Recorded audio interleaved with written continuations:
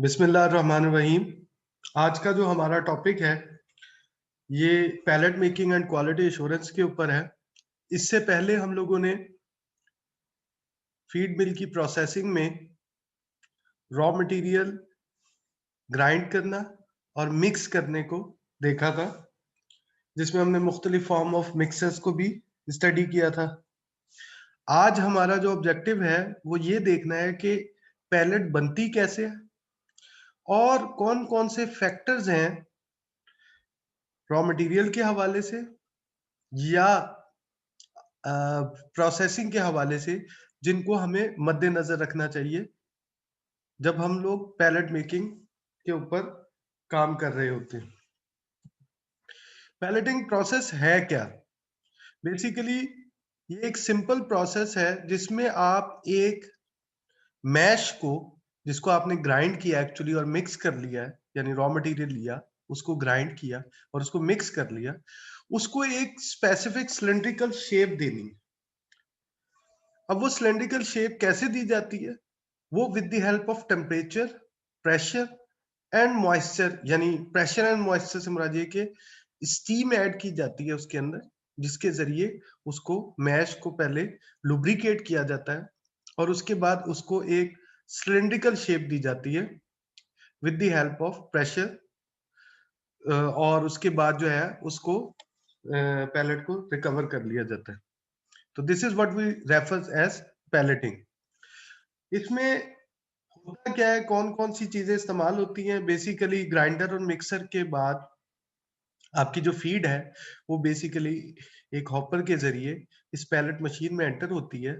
अगर आप देखें तो इसमें सबसे ऊपर जो है एक फीडर लगा हुआ होता है और इस फीडर से ये जो फीड है ये एक कंडीशनर में आती है जिसके अंदर स्टीम इंजेक्ट होती है और इस कंडीशनर से स्टीम अच्छे तरीके से जब इंजेक्ट होती है और इसमें जो मैश आई भी होती है उसको वो अच्छे तरीके से लुब्रिकेट कर लेती है, तो उसके बाद ये मैश जो है ये पैलेटिंग की डाई में आ जाती है और यहां से ये in the form of pellet out हो जाती है।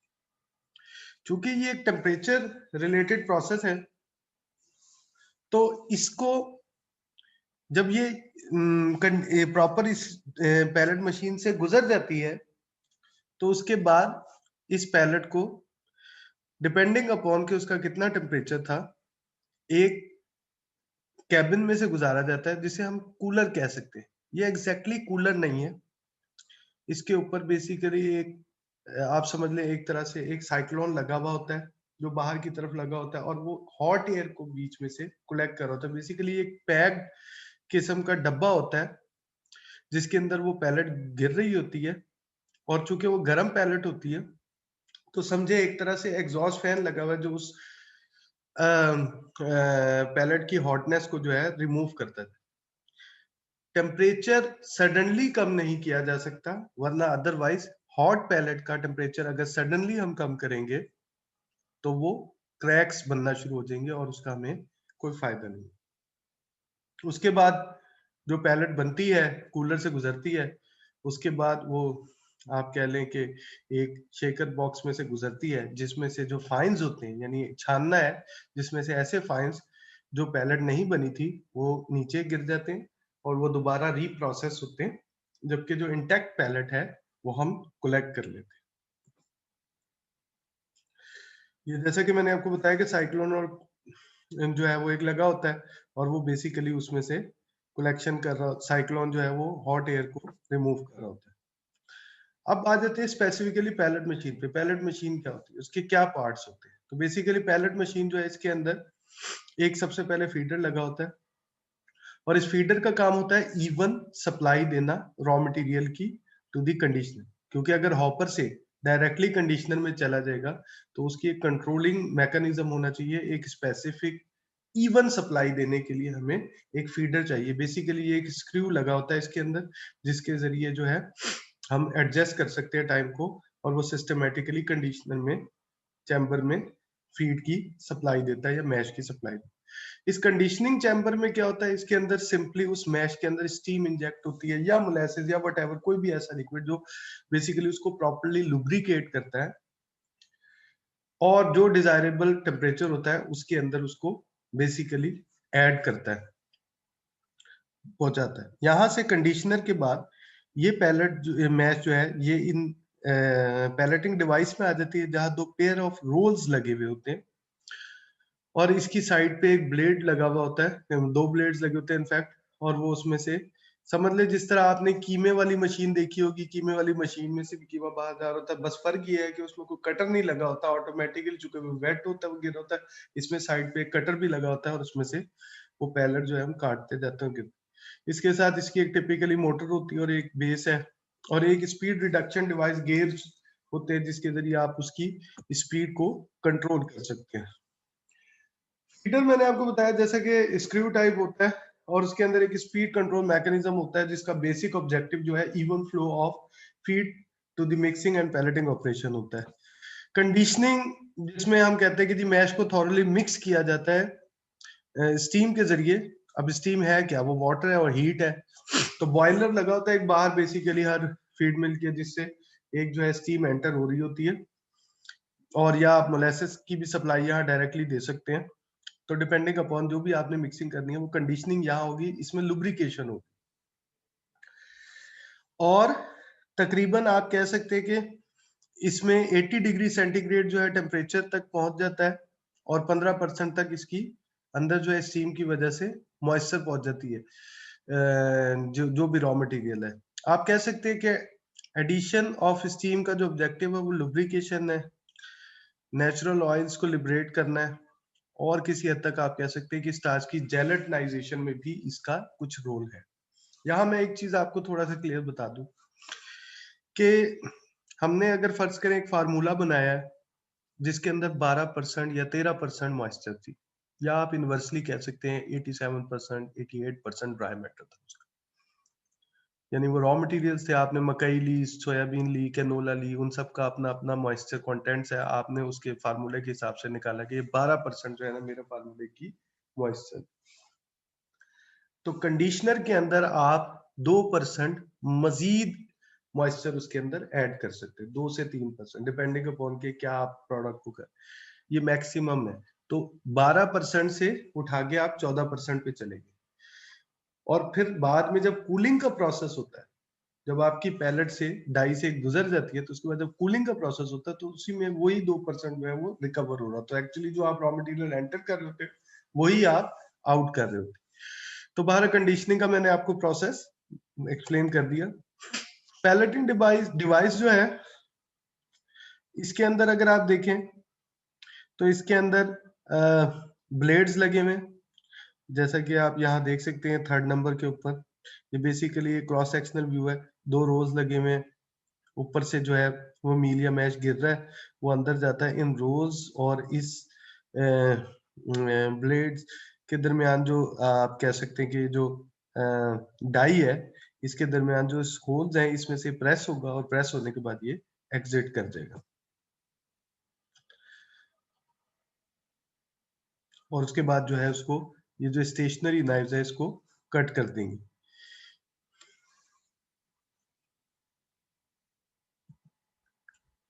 तो working principle of pellet machine क्या है, 2 रोल्स हैं जो सेपरेट वे में भी जो है वो टर्न होते हैं और ये प्रेस करते हैं जो आपकी मैश गिर रही होती है उसको, ताकि वो डाई में से गुजरे और उसके बाद बाहर ब्लेड लगे हुए जो उसे कट करते जाते हैं। अब मैं आपको एक एनिमेशन दिखाता हूँ जिससे ये सारा प्रोसेस ज्यादा अच्छे तरीके से क्लियर होगा। सीपीएम एक फेमस कंपनी है और बेसिकली इसका जो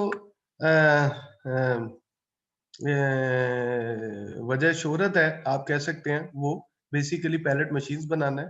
तो ये वीडियो उन्होंने ही अपलोड की हुई है एज एनिमेशन और मेरा ख्याल है चूंकि ये company one of the Pioneer companies है पैलेटिंग के प्रोसेस में, तो हमें इसमें कोई हर्ज नहीं है कि अगर इसको एज ए एक्सप्लेन करने के लिए प्रोसेस को शेयर कर सकें। और इसका यकीनन कोई ताल्लुक जो है इस सीपीएम कंपनी के एडवर्टीजमेंट से यकीनन नहीं है। तो ये बेसिकली आप देख सकते हैं कि ये ऊपर फीडर लगा हुआ है और उसके नीचे ये कंडीशनर है और ये चैम्बर है एक्चुअली जिसमें से आप कहते हैं कि ये इसके अंदर पैलेटिंग की डिवाइस लगी हुई है। ये खुल जाता है एक्चुअली, अगर आप ये खोलेंगे, बीच स्क्रूज लगे हुए हैं, तो ये पूरी पूरी अंदर से इसके व्यू जो है वो क्लियर हो जाता है।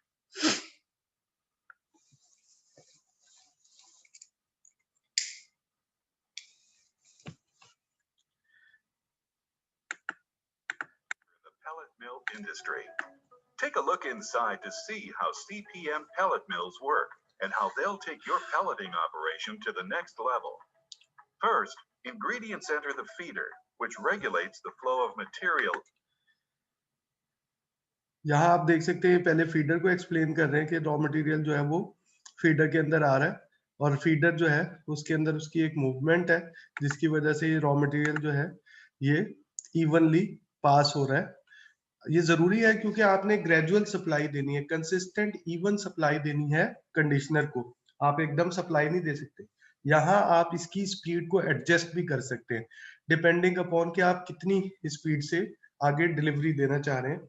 इसका वेरिएबल स्पीड कंट्रोल सिस्टम होता है। इससे अगला स्टेप जो है वो कंडीशनिंग का है, और आप देखें तो कंडीशनिंग के अंदर भी वही प्रोसेस है, सिवाय इसके कि इसके अंदर पैडल्स लगे हुए हैं इस रॉड के साथ, और ये पैडल्स जो है ये मूव कर रहे होते हैं। और कंडीशनिंग में भी आप स्पीड को या आरपीएम्स को, इसकी मूवमेंट की जो है वो एक्चुअली चेंज कर सकते हैं। तो जैसे ये कंपनी कह रही है तकरीबन 80 आरपीएम से लेके आप इसको 350 आरपीएम तक लेके जा सकते हैं।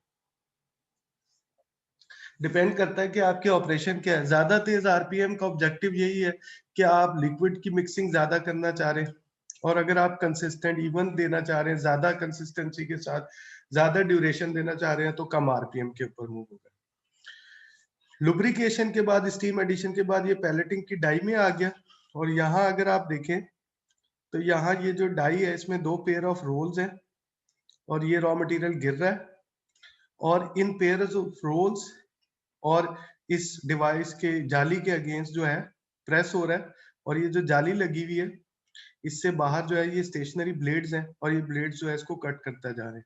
तो टिपिकली पैलेटिंग की जो डिवाइस होती है इसमें जो इंपॉर्टेंट चीज होती है जो बहुत ज्यादा चेंज हो रही होती है वो इसकी जाली है या स्क्रीन है,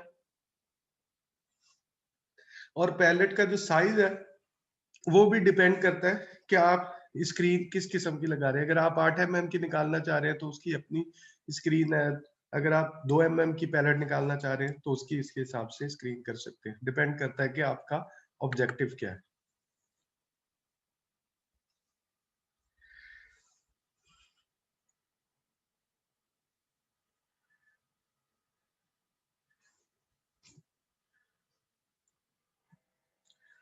अब आ जाते हैं कुछ कॉमन टर्म्स के ऊपर जो पैलेट मिल्क की क्वालिटी को डिफाइन करती है। यहाँ तक हमने एक बड़ा सिंपल प्रोसेस देखा कि जी आपने ग्राइंडिंग की, मिक्सिंग करने के बाद पैलेटिंग कर ली, पैलेट बनाने के बाद उसने कूलर में जाना है, मैंने आपको बताया, और कूलर से उसके अंदर से जो हॉट एयर है वो रिमूव होगी, और स्लो जो है टेम्परेचर को कम किया जाएगा उस पैलेट के, ताकि उसकी एक फॉर्म जो है वो बरकरार रहे, और उसके बाद जो है वो शेकर से गुजर के आपके पास पैलेट कोलेक्ट हो जाती है। अब आ जाते हैं हम उस टॉपिक के ऊपर जिसके लिए हम ये सारे प्रोसेस को स्टडी करें कि एक अच्छी पैलेट बनाने के लिए हमें किन चीजों को देखना है। सबसे पहले हम कुछ कॉमन टर्म्स जो हम आगे यूज करेंगे उनको डिफाइन कर लेते हैं, ताकि हमें आगे जाके इन चीजों को एक्सप्लेन करने में जरूरत महसूस ना हो। पहली चीज है सबसे बड़ी, फ्रिक्शन। और फ्रिक्शन से मुराद क्या है? बेसिकली ये डिफरेंस है टेम्परेचर का जो फीड एंटर हो रही है पैलेट मिल्क की डाई में, और जो फीड डाई से डिस्चार्ज हो रही है। यहाँ मैं आपको दिखा दूं कि जो डाई थी बेसिकली वो ये है, और यहाँ से जो मैश एंटर हो रही है और जो एग्जिट हो रही है यहाँ पैलेट की फॉर्म में, इसके दरमियान जो डिफरेंस है टेम्परेचर का उसको रेफर किया जा रहा है एज ए फ्रिक्शन।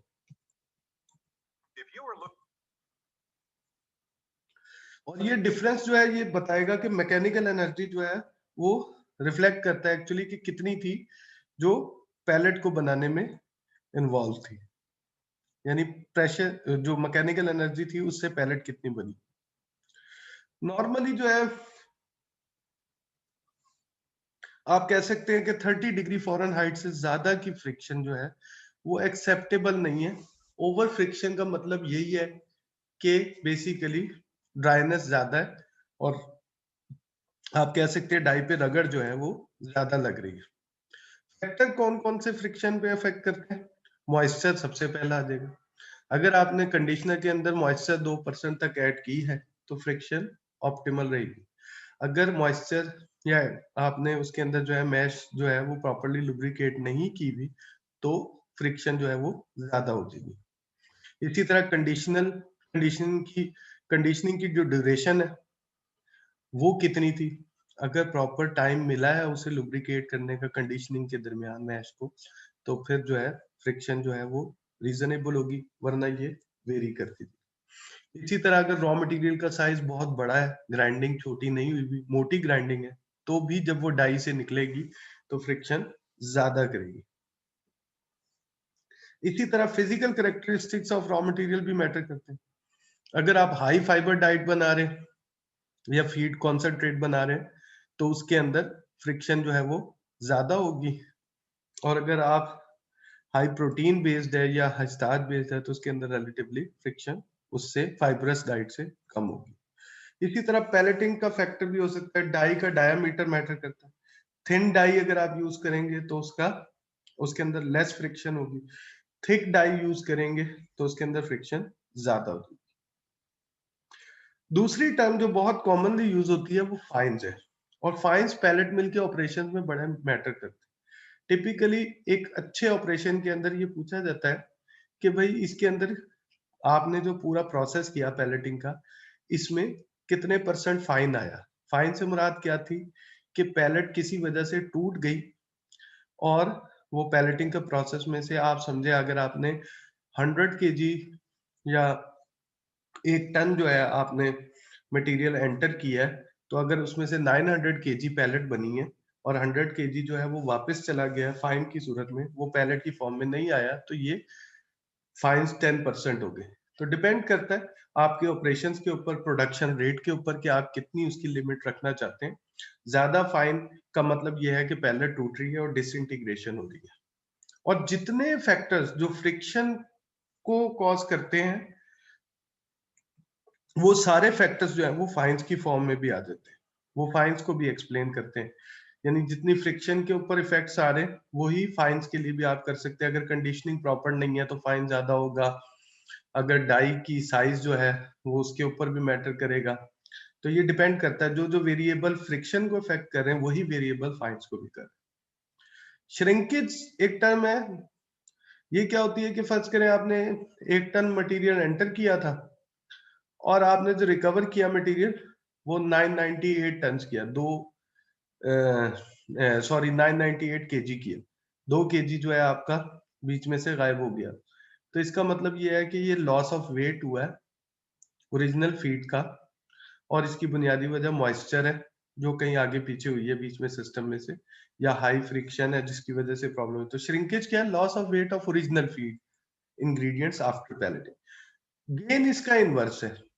आप बाज दफा ये भी होता है कि आपने जो रॉ मटेरियल एंटर किया था उसके बाद कंडीशनिंग जरा ज्यादा की, मॉइस्चर ज्यादा ऐड कर दी, तो गेन आ गई। नॉर्मली पैलेट जो है वो टूट जाती है अगर आपने गेन जो है आपका 1.5% से ज्यादा आना शुरू हो गया। यानी आपने अगर 100 kg जो है वो पैलेटिंग करनी थी तो आपकी अगर 1.5 kg निकल रही है या उससे ज्यादा हो रही है, 1 और 2 kg आ गया है, तो इसका मतलब ये है कि वो जो 2 kg एक्स्ट्रा आ रहा है तो उस पर पैलेटिंग का प्रोसेस डिस्टर्ब होना शुरू हो जाएगा। पहले ड्यूरेबिलिटी इंडेक्स क्या है? पीडीआई भी इसे हम आगे जाके बोलेंगे। पीडीआई का मतलब या पहले ड्यूरेबिलिटी इंडेक्स का मतलब ये है कि एक मैयर है जो ये आपको बताएगी कि इंटेक्ट पैलेट कितनी रहेगी after a pre determined time of physical agitation. यानी एक प्रोसेस है, एक शेकिंग बॉक्स होता है बेसिकली, जिसके अंदर हम पैलेट बनने के बाद डालते हैं और उसके बाद चेक करते हैं कि इसकी ये इंटेक्ट कितनी रही, कितनी इंटीग्रेटेड रही for a given interval of time. जब इसको हम फिजिकली एजिटेट करते हैं, उसको हिलाते हैं, तो ये पैलेट ड्यूरेबिलिटी इंडेक्स कहलाता है। और जितना पैलेट ड्यूरेबिलिटी इंडेक्स ज्यादा होगा उतना ही आप कह सकते हैं कि आपका जो है पैलेटिंग का प्रोसेस जो है वो बेहतर है, लेकिन ये डिपेंड करता है बहुत ज्यादा कि आप किस किस्म की डाइट बना रहे हैं। मसलन कॉर्न सोया बेस्ड डाइट के अंदर 50-60% तक भी आता है, जबकि व्हीट बेस्ड डाइट में ये तकरीबन 90% तक भी चला जाता है। इसको इम्प्रूव करने के लिए टिपिकली पैलेट बाइंडर्स मुख्तलिफ किस्म के यूज किए जाते हैं, जिनमें लिग्नोसल्फेट या कोलाइडल क्ले वगैरह ये भी शामिल है, या मुख्तलिफ किस्म के पैलेट बाइंडर जो मार्केट में अवेलेबल है, ये इसको इम्प्रूव भी करते हैं किसी हद तक। अब आ जाते हैं हम फैक्टर्स के ऊपर कि वो कौन कौन से फैक्टर्स हैं जो पैलेट की क्वालिटी को इम्प्रूव करते हैं या अफेक्ट करते हैं। आप कह सकते हैं कोई भी पैलेट जो अच्छी बनी हुई है उसमें 40% रोल जो है वो फॉर्मुलेशंस का, 20% कंडीशनिंग का, 20% ग्राइंडिंग का या पार्टिकल साइज का है, 5% कूलिंग का प्रोसेस, और 15% डाई स्पेसिफिकेशन का। और इसमें फिर कुछ आप कह सकते हैं किसी हद तक थ्रूपुट है, वो डिपेंड करता है कि आप बेसिक प्रोसेस में कितनी थ्रूपुट रख रहे हैं और उसके हिसाब से आप उसे कैसे देख रहे हैं। सबसे पहले अब हम आ जाते हैं फॉर्मुलेशन के ऊपर। जैसा कि मैंने आपको बताया कि 40% जो पैलेटिंग के ऊपर इफेक्ट होता है वो फॉर्मुलेशंस की वजह से होता है। तो ये एक मेजर है और इसमें बहुत सारे फैक्टर्स इन्वॉल्व हैं, जिसमें जो है स्पेसिफिक न्यूट्रिएंट की कंसंट्रेशन है। जैसे प्रोटीन बढ़ाए तो क्या होगा, फैट या ऑयल जो है उसकी वजह से क्या इफेक्ट आता है, फाइबर की वजह से, या इंग्रेडिएंट की सोर्सेज अगर आप चेंज कर दें, एक जैसी सोर्स है सॉरी एक न्यूट्रिएंट है उसकी दो मुख्तलिफ सोर्सेज हैं, जैसे स्टार्च है वो आप कौन से भी दे सकते हैं, वीट से भी दे सकते हैं, उससे क्या फर्क आता है पैलेट की ड्यूरेबिलिटी के ऊपर। और इसके अलावा एब्रेसिवनेस आ जाती है, यानी ये कितनी ज्यादा उस इंग्रेडिएंट की एक फॉर्म है जिसकी वजह से पैलेट की क्वालिटी जो है वो कितनी इफेक्ट होगी। तो इसको हम वन बाय वन देखते हैं। सबसे पहला फैक्टर आ जाता है प्रोटीन कंटेंट। आप ये कह सकते हैं कि वो इंग्रेडिएंट्स जिनके अंदर टिपिकली ये कहा जाता है कि प्रोटीन ज्यादा होगी नेचुरल, तो वो प्लास्टिसाइज ज्यादा होंगे अंडर हीट। और प्लास्टिसाइज होने का मतलब ये है कि वो बेहतर क्वालिटी की प्रोटीन है। ये एक कॉमन चीज है जिसको हम टिपिकली एक्सप्लेन करते हैं कि हाई प्रोटीन वाले जो प्रोडक्ट होगी उसके अंदर या मैश होगी, उसकी जब आप पैलेटिंग कर रहे होंगे तो उसके अंदर उसकी पीडीआई जो है वो बेहतर होगी, लेकिन कितनी होगी ये अभी हम देखते हैं। यहाँ एक स्टडी है जिसके रिजल्ट्स प्रेजेंट हो रहे हैं। इसमें उन्होंने 3 लेवल ऑफ प्रोटीन दिए हैं, 15%, 20% और 25%, और उसकी पीडीआई एग्जामिन की under 2 different thermal temperature. 70 degree centigrade पे पैलेट बनाई और 85 डिग्री सेंटीग्रेड। 70 डिग्री सेंटीग्रेड के ऊपर आप कह सकते हैं किसी हद तक डेयरी के करीब करीब बनती है, डेयरी के जो कॉन्सेंट्रेट है वो इस टेम्परेचर के ऊपर बन रहे होते हैं। जबकि 85 डिग्री सेंटीग्रेड जो है वो आप कह सकते हैं कि पोल्ट्री की या हाई स्टार्च डाइट जो है उनके अंदर टेम्परेचर यूज हो रहा होता है। तो दोनों कंडीशंस को आप किसी हद तक कह सकते हैं, डिफरेंट टाइप ऑफ डाइट्स के लिए आप कह लें। तो इसमें 3 रेंज दी हुई है प्रोटीन की, 15%, 20%, 25%। तो पहली चीज जो आप नोटिस करेंगे वो ये करेंगे कि तकरीबन सब में ही आप कह सकते हैं कि टेम्परेचर जो है और प्रोटीन बढ़ाने से जो है वो इंक्रीज आया है पैलेट ड्यूरेबिलिटी के ऊपर।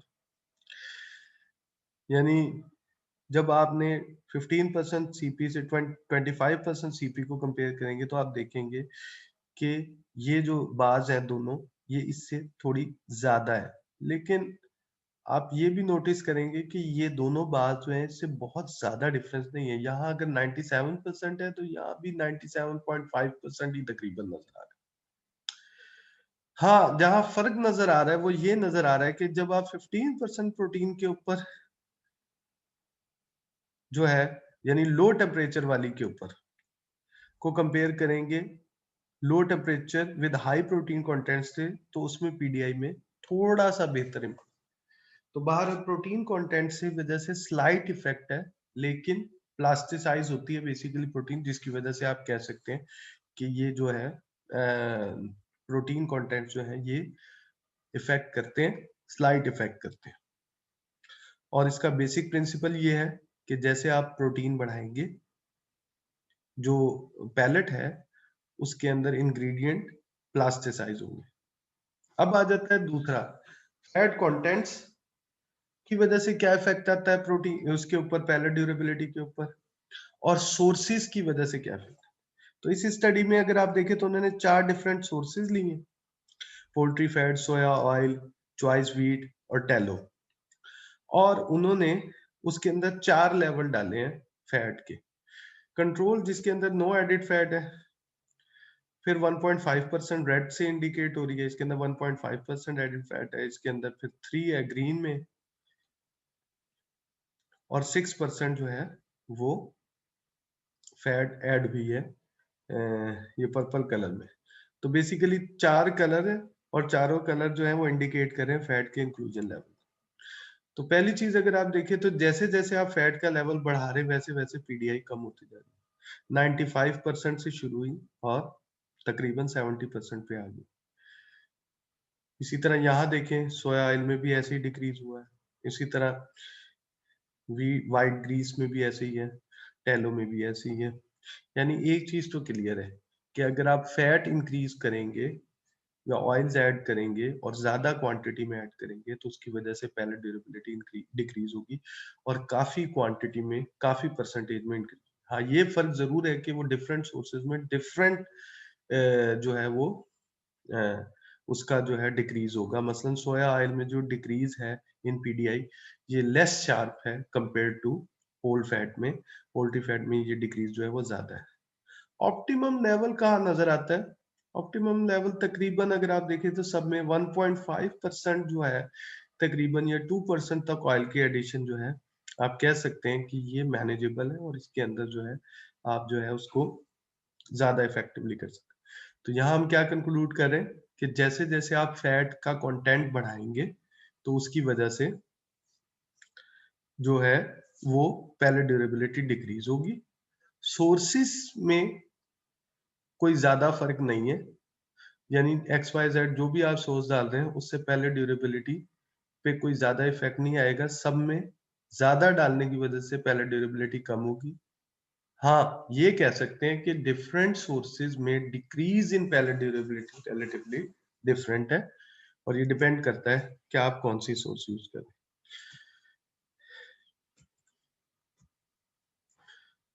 अब ये हमने देखा कि पैलेट ड्यूरेबिलिटी डिक्रीज हो जाती है फैट के एडिशन की वजह से, और बात सिचुएशंस ऐसी होती है जिसके अंदर हमें फैट ऐड करनी भी पड़ती है। इसके लिए एक सोल्यूशन जो उन्होंने निकाला वो ये निकाला कि पोस्ट पैलेटिंग लिक्विड एप्लीकेशन की जाए।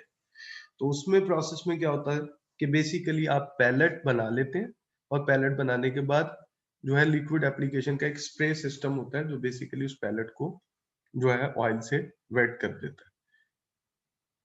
तो अगर आप देखें यहाँ एक स्टडी है जिसके अंदर उन्होंने फैट की एडिशन की है। एक एडिशन की है मिक्सर में, और मिक्सर के थ्रू कंडीशनर, और कंडीशनर से पैलेटिंग के प्रोसेस से गुजर रही है जो नॉर्मल सिस्टम है। और दूसरा उन्होंने क्या किया है कि उसी में पोस्ट पैलेटिंग लिक्विड एप्लीकेशन को भी जो है चेक किया है। तो टोटल उनका टारगेट था 5.7% तक तकरीबन जो है वो फैट की एडिशन करना। एक सिचुएशन में 1% मिक्सर में थी, 4.7% पोस्ट पैलेटिंग लिक्विड एप्लीकेशन में, यानी आफ्टर पैलेटिंग अप्लाई किया। दूसरे में मिक्सर में 2% कर दिया, और पोस्ट पैलेटिंग 3.7 ऐड किया, फिर 3 किया, इधर इधर 2.7 किया, इधर 4 किया, 1.7। हर किसी का सम तकरीबन 5.7 बनता है। लास्ट में 5.6 हो सकता है, तकरीबन 5.3 इधर ऐड कर दिया, 0.3। इफेक्ट क्या है? जब पोस्ट पैलेटिंग लिक्विड एप्लीकेशन की गई तो फाइन्स कम होना शुरू हो गए, जो कि एक बेहतर चीज है। तो 18% जो है फाइन्स आए जब आपने 4.7% पोस्ट पैलेटिंग लिक्विड एप्लीकेशन किया, फैट की एडिशन कर दी। और जैसे जैसे आप मिक्सर में बढ़ाते गए उस फैट को, वैसे वैसे जो है फाइन्स जो है वो भी बढ़ते गए। तो इनवर्स रिलेशनशिप है पोस्ट पैलेटिंग में। अगर आप ये जो है लिक्विड की एप्लीकेशन कर रहे हैं तो उसकी वजह से फाइन्स जो है वो कम होंगे, और जैसे जैसे आप अगर मिक्सर में ज्यादा करते जाएंगे तो फाइन्स बढ़ते जाएंगे। प्रोडक्शन रेट को अगर आप देखें तो प्रोडक्शन रेट जो है वो पोस्ट पैलेटिंग में 11.6 टन पर आवर था, जबकि वो बढ़ के 13.2 हो गया जब आपने इसको जो है वो मैश में ऐड किया। तो जाहिर बात है चूंकि आप पोस्ट पैलेटिंग एक एडिशनल काम कर रहे हैं तो उसकी वजह से प्रोडक्शन का प्रोसेस स्लो ही होगा, तो यहाँ तकरीबन 2 टन का जो है वो फर्क पड़ जाता है। और एनर्जी की जो कॉस्ट है आप कह सकते हैं कि पोस्ट पैलेटिंग में ज्यादा है और मिक्सर में कम है। अगेन यही आ जाता है कि ये फिजिबिलिटी आपके ऊपर है कि आप इस सिस्टम को कैसे इन्वेस्टिगेट करते हैं या कैसे स्टडी करते हैं। यहाँ यही रिकमेंडेशन है कि 2% तक आप पोस्ट पैलेटिंग लिक्विड एप्लीकेशन तक काम कर सकते हैं, ऑयल फैट ऐड कर सकते हैं मिक्सर में। 2% से अगर आपने ज्यादा ऐड करनी है तो बेहतर यही है कि आप पोस्ट पैलेटिंग लिक्विड एप्लीकेशन के ऊपर जाए। फाइबर के कंटेंट्स का क्या इफेक्ट है फीड की पैलेटिंग के ऊपर? देखें ये बड़ा सिंपल है। अगर डाइट के अंदर ये फाइबर ज्यादा होगी या फीड के अंदर फाइबर के कंटेंट ज्यादा होंगे, उसकी वजह से प्रॉब्लम क्या आएगी कि अगर आप समझे ये एक नॉर्मल मॉलिक्यूल है, ठीक है, स्मॉल पार्टिकल था, इसके अंदर स्टीम के एडिशन की वजह से प्रॉपर पेनिट्रेशन होगी, स्टीम प्रॉपर लुब्रिकेट होगी। अगर लार्ज पार्टिकल होगा या फाइबर ज्यादा होगी तो उसके अंदर ये मिक्सिंग जो है, स्टीम की लुब्रिकेशन प्रॉपर नहीं हो सकेगी और उसकी वजह से नेचुरली ब्रेकिंग पॉइंट्स जो है वो बनना शुरू हो जाएंगे। तो प्रॉपर कंडीशनिंग ना होने की वजह से फाइब्रस डाइट जो है उसकी अंदर चांसेस ये हैं कि उसकी प्रॉपर जो है वो पैलेट बनाना डिफिकल्ट होगा। इंग्रेडिएंट चेंज करने से एक सोर्स के लिए, एक न्यूट्रिएंट के लिए, तो उससे क्या इफेक्ट पड़ता है? फॉर एग्जांपल यहाँ हम एग्जांपल कोट करते हैं कि आपने स्टार्च देनी थी और स्टार्च की 2 सोर्सेस थी, कॉर्न या वीट। अगर हम वीट डालते हैं तो उससे वीट से भी स्टार्च आ रही, कॉर्न से भी स्टार्च। पहले ड्यूरेबिलिटी किस में ज्यादा होगी? इसमें इन्होंने एक स्टडी की, उसमें उन्होंने एक विंटर वीट जो है, एक टाइप ऑफ वीट ली, हार्ड रेड विंटर वीट, और उसको 0 से 20% तक इंक्रीज किया एक फीड में। उस फीड में बेसिकली अगर आप बेसिक फीड देखें तो उसमें 76% कॉर्न था और 20% सोयाबीन मिल था। दूसरे ट्रीटमेंट में उन्होंने उस कॉर्न और सोरगम में से आप कह सकते हैं कि 5% जो है इसका एडिशन कर दिया मजीद, इसका वीट का, और फिर 10% कर दिया और इसको डिक्रीज कर दिया कॉर्न और सोरगम को, और फिर 20% वीट बढ़ा दिया इसको 56%। तो इसका इफेक्ट क्या है? कॉर्न या सोरगम 2 किस्म की डाइट थी एक्चुअली। तो कॉर्न बेस्ड डाइट के अंदर जब वीट ऐड की तो ये पीडीआई की वैल्यूज है, जैसे जैसे वीट बढ़ाते गए और कॉर्न से रिप्लेस करते गए, यानी 20% वीट कर दी और इधर से 56% जो है वो कॉर्न थी, तो आप देखिए पीडीआई जो है वो 74% से इंक्रीज होकर 83% पे चली गई। इसी तरह सोरगम बेस्ड डाइट के अंदर भी ये जो है जब रिप्लेसमेंट हुई इसकी वीट से, तो इसकी पीडीआई 76% से इंक्रीज होकर 86% पे चली। इससे क्या पता चलता है कि न्यूट्रिएंट ही खाली इंपॉर्टेंट नहीं है, जिस न्यूट्रिएंट, जो सोर्स ऑफ न्यूट्रिएंट है वो भी आपकी पीडीआई को अफेक्ट कर सकती है। तो अगर आपकी पहले ड्यूरेबिलिटी में कोई इशू है, आपने फॉर्मुलेशन की और फॉर्मुलेशन में आपने एक न्यूट्रिएंट से दूसरे न्यूट्रिएंट में शिफ्ट हुए, तो सॉरी एक सोर्स से दूसरे सोर्स में शिफ्ट हुए हैं, जो कि एक नॉर्मल प्रैक्टिस है फीड फॉर्मुलेशन के दरमियान, तो आप इस चीज को भी ध्यान में रखें कि उस इंग्रेडिएंट की वजह से पहले ड्यूरेबिलिटी के ऊपर क्या इफेक्ट आ सकता है, बेहतर हो सकता है या कम हो सकता है, डिपेंड करता है, इस डेटे से यही पता। इसी तरह हमारे पास फॉर एग्जांपल मिनरल्स है, तो उन्होंने क्या किया, 2 डिफरेंट लेवल्स ऑफ मिनरल्स दिए, एक हाई मिनरल का लेवल दिया, एक लो मिनरल का इंक्लूजन किया। हाई मिनरल में 2.5% डाइट, उसमें फीड में जो है वो मिनरल्स की कंसंट्रेशन थी, जबकि लो लेवल के इंक्लूजन में 1.5% थी। अब 2 डिफरेंट सोर्सेज ऑफ फास्फोरस ली, डाइकैल्शियम फॉस्फेट, डीफ्लोरिनेटेड फॉस्फेट, जिसको उन्होंने रेगुलर ग्राइंड किया हुआ था। इसी तरह डाइकैल्शियम फॉस्फेट और डीफ्लोरिनेटेड, दोनों में यानी सोर्सेज को भी चेंज किया और कंसंट्रेशन को। इसका इफेक्ट क्या आ रहा है? सबसे पहले अगर आप देखें तो जनरली जब आप मिनरल्स ज्यादा कर रहे हैं, 2.5% तक ऐड कर रहे हैं, तो उससे प्रोडक्शन रेट कम हुआ है। यहाँ अगर देखें 1.5% में, तो इसमें प्रोडक्शन रेट 1500 से ऊपर है, जबकि यहाँ तकरीबन एवरेज 1400 बनती है, यहाँ तकरीबन 1500 1550 बन रही है। एनर्जी की एफिशिएंसी, जाहिर बात है इलेक्ट्रिक कंजम्पशन यहाँ ज्यादा हुई है और यहाँ रिलेटिवली कम हो गई। और पीडीआई पे अलबत्ता इसके कोई फर्क नहीं पड़ा। तो यानी प्रोडक्शन रेट के ऊपर हायर इंक्लूजन ऑफ मिनरल। तो इसका मतलब ये है कि अगर आप जो है वो ऐश का या मिनरल्स का या किसी ऐसे कंटेंट को इंक्रीज कर रहे हैं, तो उसकी वजह से प्रोडक्शन रेट या चीजों के ऊपर इफेक्ट आ सकता है, और ये यकीनन आपके लिए प्लानिंग में डिफरेंट हो सकता है। तो आपको ये फैक्टर भी मद्देनजर रखना है कि जब आप शिफ्ट कर रहे हैं तो उसको किस तरीके से शिफ्ट करें। और कंसंट्रेशन ऑफ स्पेसिफिक न्यूट्रिएंट जो है वो भी यकीनन जो है आपके प्रोडक्शन रेट को डिस्टर्ब कर सकती है। यहाँ मिनरल्स के केस में आप कह सकते हैं कि पीडीआई के ऊपर इफेक्ट इतना ज्यादा नहीं है इन दिस सिचुएशन 2.5 वर्सेस 1.5। अब आ जाते हैं सोर्सेज पे। तो अगर आप सोर्सेज पे देखें तो डीफ्लोरिनेटेड का ज्यादा प्रोडक्शन रेट है यहाँ भी और यहाँ भी, और प्रोडक्शन रेट ज्यादा होने की वजह से एनर्जी की कॉस्ट कम है दोनों साइडों, जबकि पीडीआई जो है वो इन दोनों की ही कम है रिलेटिवली, बहुत थोड़ी परसेंटेजेस है लेकिन बहरहाल फर्क है। हम क्या कंक्लूड कर सकते हैं कि different source of same nutrient could yield different result on pellet durability index. एक ही मुख्तलिफ सोर्सेज हो अगर एक न्यूट्रिएंट की, उनकी वजह से पीडीआई चेंज हो सकती है और प्रोडक्शन रेट भी चेंज हो सकता है, और ये आज डिपेंड करता है कि इंक्लूजन लेवल कितना है। एब्रेसिवनेस क्या होती है? एब्रेसिवनेस को आप सिंपली एक्सप्लेन करेंगे, रगड़ कितनी दे रहा है एक इंग्रेडिएंट। तो हर इंग्रेडिएंट की अपनी एक डिग्री ऑफ एब्रेसिवनेस है, और इसको आप स्पेसिफिक न्यूट्रिएंट के साथ भी एसोसिएट नहीं कर सकते।